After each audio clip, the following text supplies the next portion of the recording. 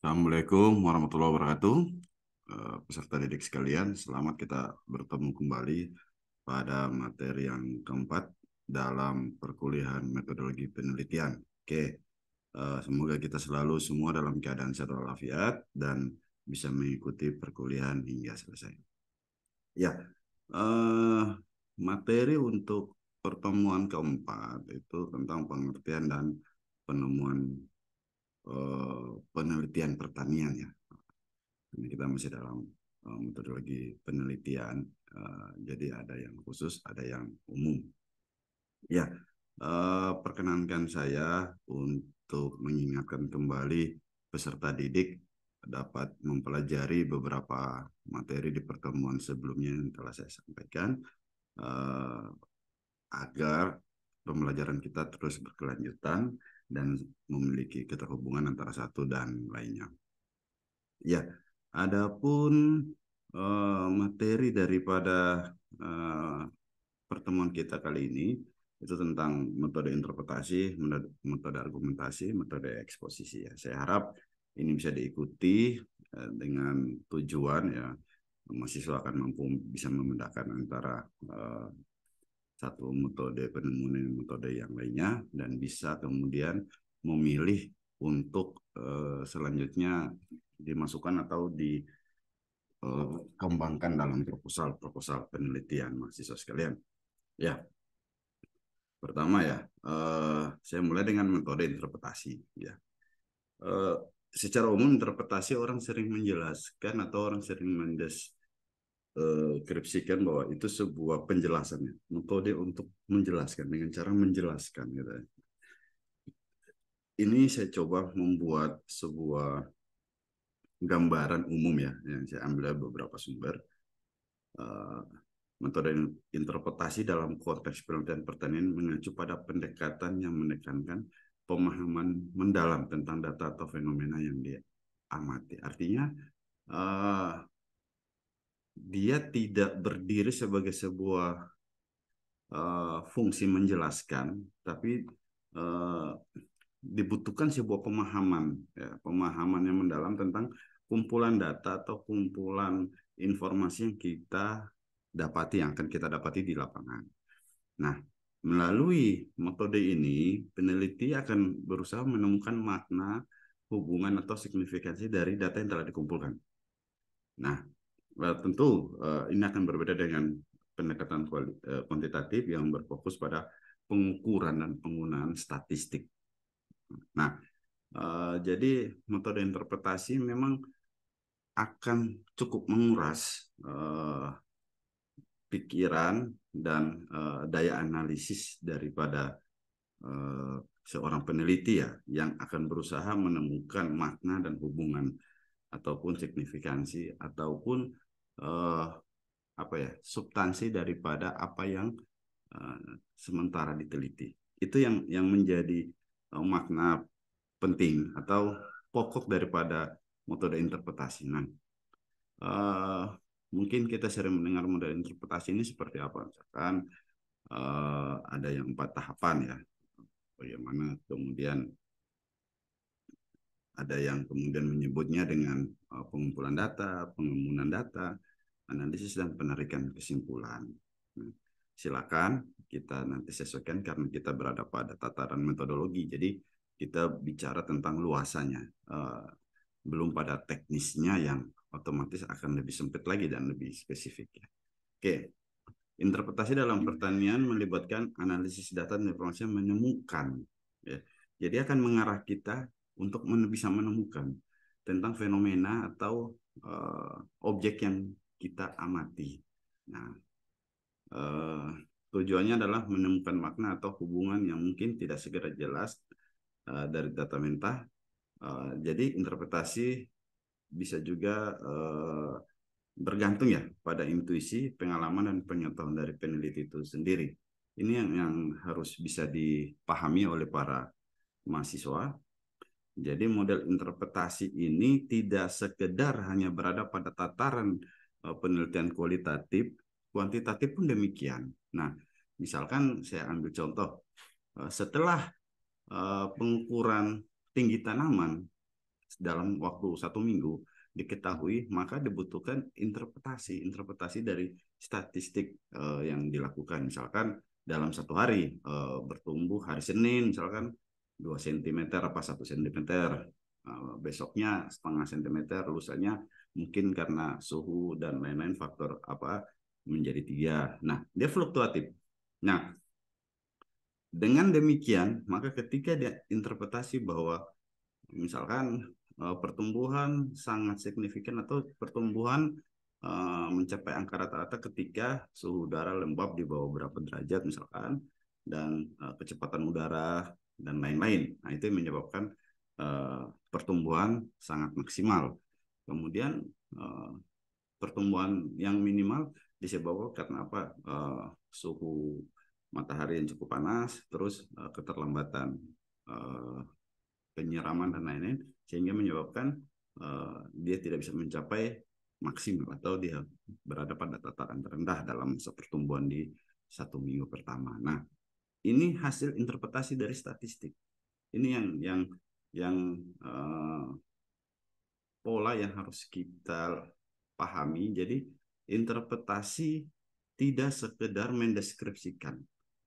Ini yang menjadi persoalan adalah pemahaman tentang interpretasi sendiri, bahwa interpretasi diartikan sebagai mendeskripsikan gitu, menjelaskan. Tidak juga, tapi dia melalui sebuah proses untuk menemukan hubungan makna maupun signifikansi pada apa yang sementara kita teliti.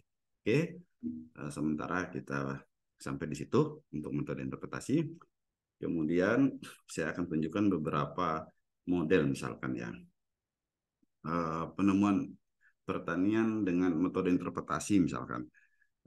Memang interpretasi akan sangat dominan pada kualitatif. Tadi saya sudah sampaikan, tidak sekedar pada kualitatif, kuantitatif pun memiliki model interpretasi.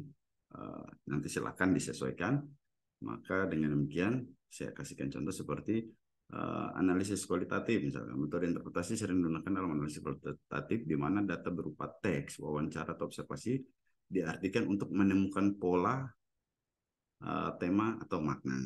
Ya, seperti juga kayak di studi etnografi, studi kasus, analisis wawancara dan lain-lain sebagainya. Nah, memang terlihat sekali sangat kualitatif pada metode ini yang semestinya bisa dimaksimalkan untuk menemukan apa ya, hasil atau kesimpulan akhir daripada sebuah penelitian. Jadi metode interpretasi bukan menemukan hasil akhir dari penelitian, tapi memproses sejumlah data atau data yang didapatkan dari lapangan untuk kemudian akan dilakukan penarikan kesimpulan di akhir proses penelitian itu. Kita beralih pada metode argumentasi. Metode argumentasi bisa diartikan dalam konteks ilmu pertanian sebagai sebuah pendekatan yang menggunakan argumen dan bukti untuk mendukung atau membela suatu pandangan ya, pendapat, tesis yang berkaitan dengan isu pertanian. Ini memang sepertinya terlihat untuk riset-riset kolaboratif atau multidisiplin.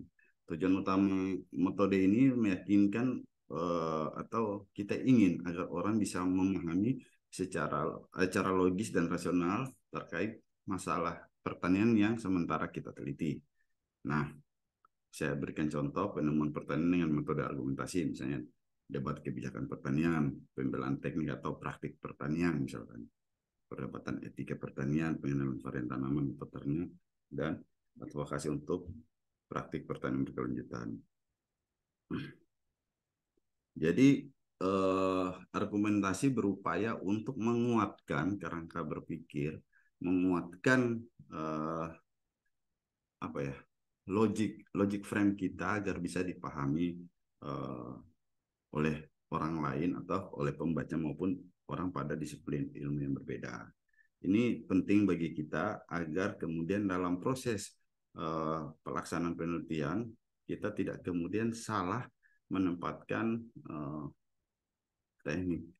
Yang mau saya sampaikan ya teknik analisis datanya seperti apa. Nah, jadi pada metodologi kita perlu memahami besarannya. Jadi sebelumnya ada metode interpretasi, ini juga ada metode argumentasi. Oke. Nah, kemudian yang ketiga ada metode eksposisi. Nah, metode eksposisi adalah pendekatan yang fokus pada penyajian informasi atau gagasan secara terperinci dan sistematis. Oke, tujuan untuk menginformasikan penjelasan atau definisi konsep, proses, dan fenomena. Nah, eksposisi dalam pertanian mengacu pada penyajian informasi terkait pertanian yang dengan cara yang jelas, terstruktur, mendetail, menjelaskan tentang teknik, metode, proses, teori, atau isu yang relevan dengan bidang pertanian. Jadi ada metode eksposisi yang kemudian sangat sistematis, terstruktur dalam menjelaskan sebuah hasil riset ya misalnya. Nah, ini biasanya dipergunakan untuk metode kuantitatif. Ya, jadi pada metode kuantitatif, eksposisi ini akan menjelaskan tentang struktur, dinamika pertumbuhan, atau pengaruh atau dampak kepada pembaca untuk mengetahui bahwa informasi yang diberikan ini merupakan sebuah hasil kajian yang sistematis ya, sekalipun dengan menggunakan istilahnya rumusan-rumusan pada statistik ya, kita menggunakan software dan lain-lain untuk mengolah data, namun substansinya adalah dia menyajikan secara detail seperti tadi yang saya sampaikan bahwa metode eksposisi berusaha ya menjelaskan kepada pembaca bahwa proses terjadinya ini secara teoritis misalkan ya, itu terbukti atau tidak terbukti atau tidak berkenan atau kurang berkenan ya, seperti itu. Jadi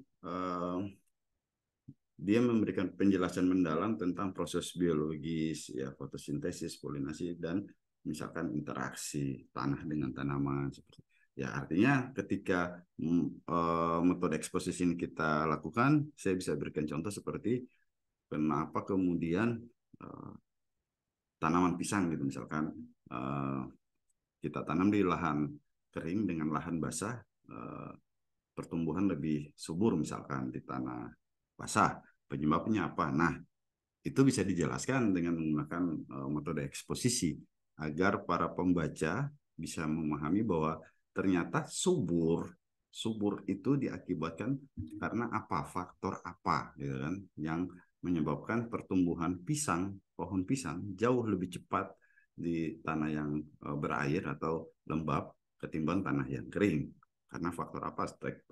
Tekstur pohon pisang sendiri kah, tekstur tanah kah, kelembapan kah, atau apa yang kemudian menyebabkan faktor itu terjadi. Dan itu harus punya kaitan ya, punya keterhubungan antara satu dengan yang lainnya. Oke, saya pikir sederhana sekali apa yang bisa saya sampaikan tentang 3 metode tadi, metode argumentasi, eksposisi, dan interpretasi ya.